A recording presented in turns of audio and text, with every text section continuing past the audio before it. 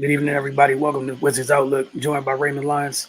I'm Wilson Turpay Jr. And before we get to everything, quick word from my folks over at Oohs and Ahs. As always, it's Friday night, so that means you got a weekend coming up. Here's an idea for your plans. They're brunching over at Oohs and Ahs, bottomless mimosa brunch from 11 a.m. to 4 p.m. on Saturdays and Sundays. Get over to oohsandahs.com and see the brunch menu, the regular menu, hours, and more. Again, just visit the Georgia Avenue location today. All right, Ray. I don't know where you want to start, but it was worse than what the final margin of victory was. The Cavs came into DC. For me, again, the title throttled the Wizards 116-101. I still feel like throttle was kind of too kind of a word. What Cleveland did during the course of the second and third quarter was, on one hand, kind of disappointing if you were looking at it through the Washington lens. On the other hand, it was impressive as heck for a young team. So about what they came here and did. So I want to get your thoughts on this one. Yeah, it's really not too much to talk about. They just got manhandled the entire night. Nothing went right for the Wizards. Couldn't defend, couldn't score. I mean, it was just all around bad game. Impressive performance from the Cavs. I think Cleveland's size, their versatility, the mobility, it just created huge issues for the Wizards. It just disrupted everything they wanted to do on both ends. You know, it is one thing to start, 3 7-footers. It's another thing to start 3 7-footers that can move, switch everything, and can just wreak havoc in every way. Yeah, man, they came in and from jump just jumped all over them, and it was over with pretty quickly. I mean, the first quarter was competitive, but soon after the game got out of hand and the Wizards never could regain their footing. Man, these bad games are becoming a trend, man. It's getting worrisome, to be perfectly honest. Dinwiddie hasn't really been himself lately. I know he's coming off injury and all that, but sometimes he's just been flat out ineffective. I'll just put it that way. That's got to change. We talked about Bill the last game. He's got to start being Bradley Bill. This was not this was not a promising game for the Wizards at all, man. Even especially amidst the up and down of their recent games, they got to get it together. The grace period is kind of ending here. We're getting into the thick of things. So they got to turn this around quickly. I think the fast start kind of gave them a little cushion, but that's quickly evaporating. So they got to get back on track, man. It's not looking too good out here. Yeah, that's me. We talked about some of this stuff the first time these two teams played this year.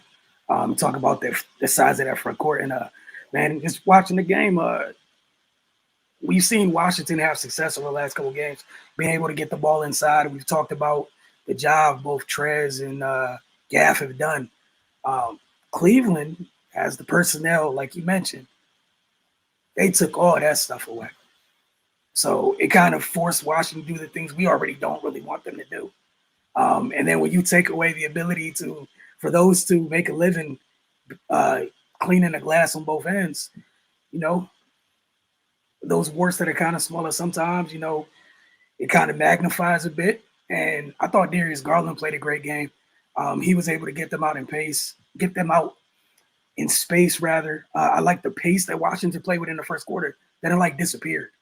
And then after that, like you mentioned, team got 3 7-footers down there, man. You're not going to get a lot of second chance opportunities, just being completely honest. It was 15-3 on the offensive glass for the game, for the entire game. We've seen the last couple of nights, not the last couple of games, rather, maybe Gaff gets 3 offensive boards by himself or Trez gets 4. Tonight, it wasn't happening. They're battling, it's one of them might get Jared Allen at one time, then it's Mobley. You got Markkanen, who is legit every bit of footer, sliding over to help. It's just a battle between the three of their bigs in terms of who's coming down with the boards. It's just a lot to deal with, especially when you don't have the size or length to match. But yeah, I just want to ask you, what do you think specifically about that stretch? Like, I think they closed the second quarter 17-4 and then opened the third quarter 16-2. I know it was like 30, it was like 31-16 or something in the second quarter. Then they got off to that quick start in the third. Washington made it up a little bit, but like, those back-to-back quarters kind of like really put this game out there. I think it it was a lot of things that we had been discussing. The offense was junked up, a lot of threes during that time, which equal runouts. And on the defensive side, I mean, you talked about the offensive rebounding of the Cavs. That those second chance points, it crushes you, um, because it's demoralizing and it gives the other team energy. And yeah, it's everything just got away from them. They couldn't control any aspect of the game. They were Cleveland running pick and rolls. People falling asleep on defense. And when things just start kind of going downhill like that, it snowballs into a lot of other issues. And Cleveland was getting good shots, and the shots they missed, they cleaned up and scored anyway. So that that stretch was very indicative of what was going on the court. Like it wasn't pretty at all. Yeah, like I think the most disheartening thing about it was we've seen Washington get down at times, but this is one of those things where like snowball got rolling and there was nothing stopping it. It just got bigger and bigger as it rolled down the hill. Like they got that lead up to I think as many as 37 at one point. Mm-hmm. We saw later on. That's what I was saying. That final score like it makes it look closer to what it was, but Cleveland dominated this one. So I guess as you get to player of the game, like I said, there's not too much to discuss in something like this. I saw some interesting tweets on there during the game on the timeline. Like, some folks had OKC jokes. Everybody got OKC jokes till it ends up being your team's night. Now, obviously, it wasn't that bad, but life comes at you fast. Player of the game, though, for you? Darius Garland. He controlled everything beautifully. He was a problem, man. And for the Wizards, like their backcourt is supposed to be kind of they're supposed to lead with that. What's concerning for me lately with them is Gaff and Trez are kind of leading the charge, and everybody else is playing catch up. Which, I mean, no disrespect to them, they're doing a great job, but they should be complimentary. Bill, I feel like Bill and Dinwiddie should be the driving force of this team. But yeah, and Darius Garland, I played them both, so he's got play of the game for me tonight. Yeah, it was easy for me. You saw his final line, man. The only thing the kid did wrong tonight was turn the ball over 7 times and foul out. Like, you just have to. Those two things are part of the story, so you have to share them. Outside of that, it was a flawless game by him. Like, that's a young kid, in the group chat there in the game. Cardell was saying, that youngster's on the way. We know they lost Sexton. This team's so dangerous, and Mobley's still trying to figure life out.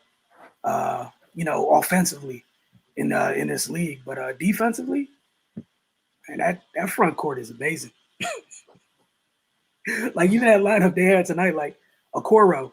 Last year we saw him on the wing. As a 3 for them, he's a 2 in this lineup tonight because marketing a 7-footer is a 3/4. We don't know what he plays. We just know Allen's at the 5, and you got Footer, Okoro, and Garland. And what a luxury to have Ricky Rubio coming off your bench. All right. For just in case things get wild, here's somebody who's seen everything. And isn't that how it usually goes for the guys who struggle with their shots when they're young and in the prime of their career? Later on, it just happens to come to them. All right, but on to X Factor. I'm interested to see who you got for this one. I got Jared Allen. Uh, Typically, what I look for in a game like this against an opponent like this is how they're able to neutralize Daniel Gafford. Because if he's not, overwhelmingly present on the defensive end and offensive end for that matter, then it's typically tough sledding for the Wizards. Because on defense, he's the run protector.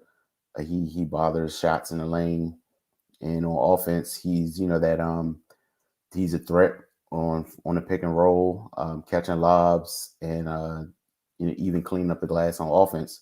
So if they're playing somebody with that's able to neutralize that, then it definitely bodes well for the opposing team. yeah, again, it wasn't a hard choice tonight. One of them was getting one of these, the other one was getting the other one. Just a matter of which. Before Garland exited, he ended up with 32. If Allen scored two more times, I might flip flop him. Like, it just didn't matter. Those two changed the game tonight, and their imprints were all over it. Cleveland doesn't win this game without him yet. You had other people step in, but I thought Allen did such a great job. Even it started with the screening. Like, Washington defenders, like, there wasn't, hey, I'm gonna go under or I'm gonna get over. It's, hey, I'm getting hit by the screen. That's it. You know what I'm saying? There wasn't movement. It was, I got hit by Allen. Oh, my guy's by himself. Is someone gonna react to it? The times that they were able to help, Allen did a great job, and he's gotten better at this, over time. Catching the ball on a short roll, catching it when he's fully rolling to the basket, showing us a different array of runners, putting the ball on the floor at times, hitting jump hooks, like even hitting that little high low to Mobley or Markkinen or Love. Like, I thought he did a great job. Mm-hmm. And it just all started after he set the screen. And we already know what he does on the defensive end. Like, you have to get by Garland and Okoro, and that's the fun part for Markkinen. Yeah, you can go by him, but do you want to? Then there's Mobley. And if you get by Mobley, there's Allen just waiting on you. Like, I wish somebody would. Like, they were, like, again, it was a great performance by both of them. And again, what they did on the glass was crazy. 54-30 on the glass tonight. And I don't even feel like it was that close. I don't remember. It doesn't feel like Washington had 30 rebounds. Because it felt like every time the ball went up, it was somebody. It was Allen, Mobley, Markkinen, or it got tipped to a guard. Like, even when they couldn't get it, one of those bigs was swiping the ball back out for extra possessions. Yeah, it was. Look, man, the Cavaliers are here, and this is what we were just talking about. I think a couple nights ago when Washington they had that road trip. It was 2-2 on a road trip, dropping little games here and there. It's tough in the East. You can go, a little stretch. You can go from 3rd to 8th and lower, depending on what happens. And in the next, they got 9 of the next 10 games on the road. Yep. And yeah, we know you're a good home team, but that's why you couldn't afford to drop a home game tonight, knowing that you're not a good road team at this point. So for you to kind of keep afloat and keep your standing, you got to do something you haven't done this year. You haven't showed us consistently. And that starts with Toronto. Well, they're going to be extra amped up because they haven't played at home, and they were away from home for a year last year, and their fans were nuts before they got before last year when they didn't see their team. So did you have any quick thoughts on looking ahead to Toronto? I think on Sunday. Yeah, I think their roster makeup is just the kind of team that causes the Wizards issues. A lot of length, a lot and outside shooting and scrappiness. So they're gonna have to play, man. If the Wizards can play how we've seen them, when they're up, then like we keep saying, they can compete. But the downtimes are becoming way too commonplace for me at this point. And it's going to continue to be an issue, man. And teams are realizing what their weak points are, and they're not. Their weak points are remaining extremely weak points. Like, it's not getting any better. So that's the biggest issue. So Yeah, they got to clean some of this stuff up eventually, because if they're just counting on everything to go right for them to win games, then they're going to lose a lot of games. So yeah, that's pretty much it, man. They just got to plug those holes. Yeah, and I think the last time they played, I don't think Toronto had Pascal. So that's Mm-mm. adding another piece to that annoying. That's another team with a versatile front line. They're not as big as Cleveland. There's not a lot of teams that have the type of size Cleveland puts on the floor to start, but they can have a similar effect to the point from a versatility and mobility standpoint. Like, Mm-hmm.